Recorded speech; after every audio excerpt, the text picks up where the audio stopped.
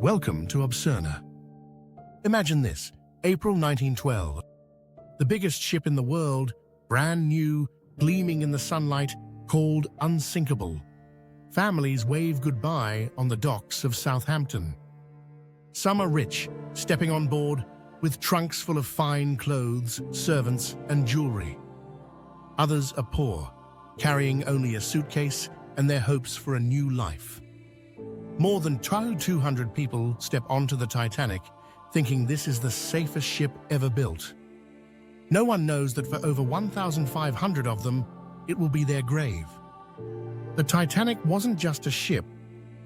It was a floating palace. Marble staircases, chandeliers, a swimming pool, even a squash court.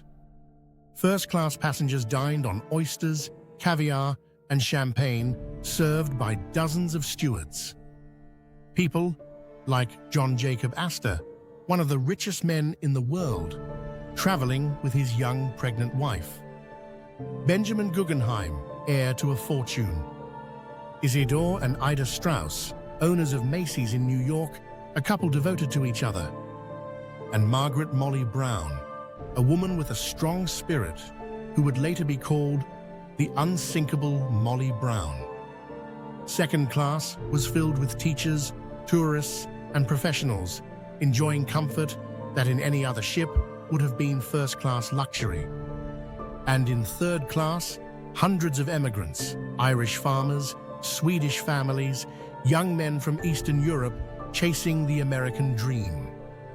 They slept in small but clean cabins, shared meals in large dining rooms, and carried with them stories of struggle, sacrifice, and hope. The Titanic was a world of contrasts, the very rich and the very poor, traveling together across the Atlantic, separated by class, but united by the same journey. The ship left Southampton on April 10th, stopped in Cherbourg in France, and then Queenstown in Ireland, before setting course for New York. The voyage began smoothly. The sea was calm, the weather clear. Children played on deck, couples strolled arm in arm, musicians performed for guests. In the wireless room, operators Jack Phillips and Harold Bride were busy sending telegrams for wealthy passengers, messages buzzing across the Atlantic. Between those messages came warnings, icebergs spotted ahead by other ships. Some of these were passed to the bridge. Others were pushed aside as less urgent. The Titanic steamed ahead at more than 22 knots. Faster than necessary, but impressive. The idea of slowing down never crossed the minds of her officers. After all, this was the Titanic. The night of April 14th was clear and bitterly cold. The air was still, the ocean like glass. No moon, no waves, just endless black water and a sky full of stars. Perfect sailing weather, and yet the most dangerous. Without waves breaking against them, icebergs were almost invisible in the darkness. At 11:40 p.m., two lookouts in the crow's nest suddenly spotted something massive ahead. A shadow, darker than the night. They rang the warning bell and shouted down, "Iceberg right ahead!" On the bridge, the order was given to turn hard to port. Slowly, the great ship swung, but not fast enough. The iceberg scraped along the starboard side with a terrible grinding sound. On deck, the impact felt like nothing more than a shiver. Passengers stopped, looked around, then went back to their games, their drinks, their sleep. Some even laughed, collecting chunks of ice that had fallen onto the deck. But below the waterline, the damage was catastrophic. The iceberg ripped open 5 compartments. Titanic could survive 4, not 5.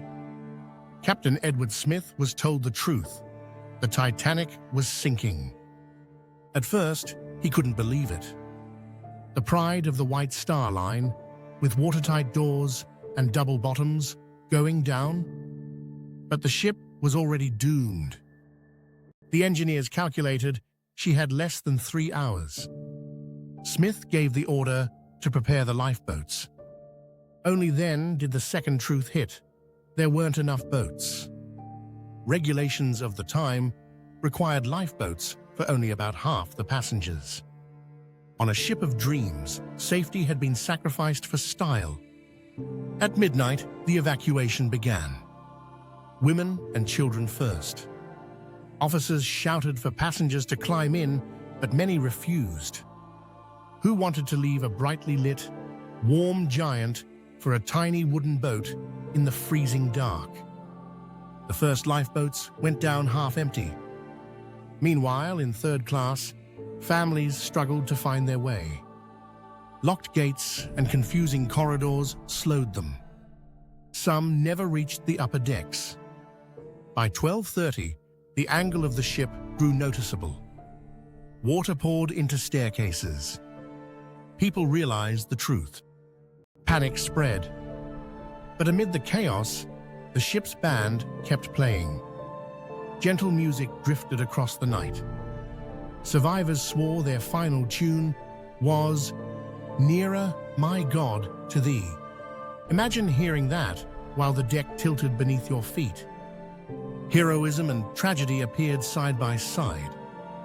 The wireless operators stayed at their post, sending SOS signals until the very end. Guggenheim changed into his evening clothes, saying, "We are dressed in our best and are prepared to go down like gentlemen."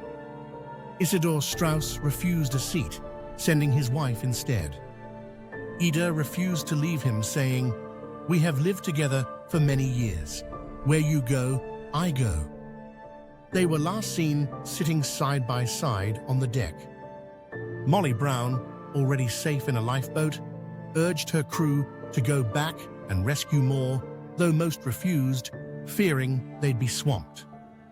By 1:30 a.m., the bow was deep underwater. The lights flickered. Hundreds clung to the decks, praying, crying, kissing their loved ones goodbye. Some jumped into the sea, screaming as the freezing water stole their breath. At 2:18 a.m., the Titanic's back broke. The stern rose high, silhouetted against the stars, before crashing back into the ocean. 2 minutes later, at 2:20 a.m., the lights went out. The great ship slipped beneath the Atlantic, leaving only fragments on the surface and the cries of over 1,000 people in the water. The sound of those voices haunted the survivors forever. Slowly, one by one, the cries faded into silence. Only about 700 survived, packed into lifeboats, watching helplessly as the rest vanished into the cold Black Sea. Hours later, the rescue ship Carpathia arrived. Survivors wrapped in blankets sat in shock, staring at the empty horizon. In New York, crowds gathered at the docks, waiting for news. Lists of names were read, and for many families, there was only silence. Bodies later recovered by ships like the Mackay Bennett were buried in Halifax, Canada, rows of gravestones marking the lives lost. The Titanic's sinking shook the world. How could the greatest ship ever built go down on her first voyage? Investigations followed. Laws changed. Lifeboats for all became mandatory. Radios were manned 24 hours a day. An international ice patrol was established. Out of the tragedy came safety. But the story of the Titanic became more than rules and reforms. It became legend. It's a story of pride and hubris, of courage and cowardice, of love and sacrifice, of bands that played until the end, of families torn apart, of survivors haunted for the rest of their lives. And today, deep in the Atlantic, nearly 4,000 meters down, the wreck still lies there. A ghost, rusting slowly in the dark, a reminder of how fragile even our greatest achievements can be. So let me ask you, if you had been there that night, what would you have done? Waited for a lifeboat? Jumped into the icy sea? Tell me in the comments. And don't forget to like, comment, and subscribe to Obserna, where we bring forgotten history back to life.